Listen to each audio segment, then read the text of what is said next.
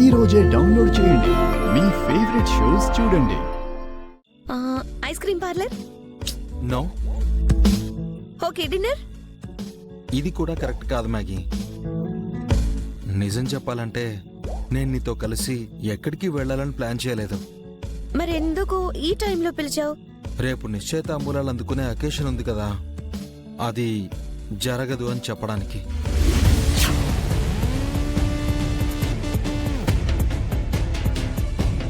అమ్మ నప్పకొడి, ఈ ట్విస్ట్ ఏంటి? అదేంటి బావా, మన పెళ్ళికి మీ అమ్మ ఒప్పుకుంది కదా, మా అమ్మ ఓకే అంది. రేపు తాంబూలాలు అనుకుని అన్నీ రెడీ చేసుకున్నాం. అవతల ఏర్పాట్లు, భోజనాలకి అడ్వాన్స్లు అన్నీ అయిపోయాయి. ఇంతలోనే నువ్వు గుండె తట్టుకోలేని మాట చెప్తావేంటి బావా? నేనంటే నీకు ఇష్టం లేదా బావా?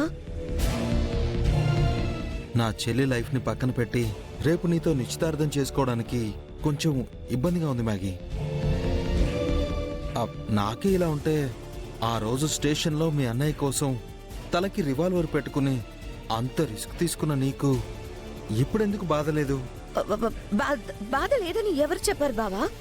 Even now I am thinking about my bro. నన్ను కన్విన్స్ చేయడానికి ఇంగ్లీష్లో చెప్తున్నావంటే చెప్తా.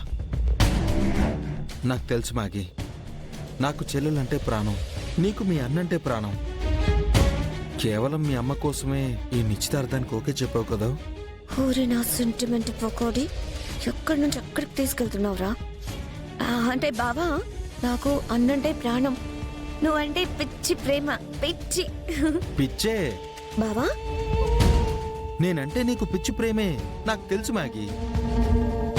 నేను నిన్ను పెళ్లి చేసుకుంటాను, అందులో ఎటువంటి డౌటు లేదు. కాకపోతే మీ అన్నయ్య ఎక్కడున్నాడో, ఆ కిడ్నాపర్స్ చెరలో ఎన్ని చిత్రహింసలు అనుభవిస్తున్నాడో కదా. ఇలాంటి పరిస్థితిలో మనం చేసుకునే నిశ్చితార్థానికి అర్థం ఉండదు మ్యాగీ. అందుకే మీ అన్నయ్య కనబడే వరకు ఈ అకేషన్ ఆపేద్దాం.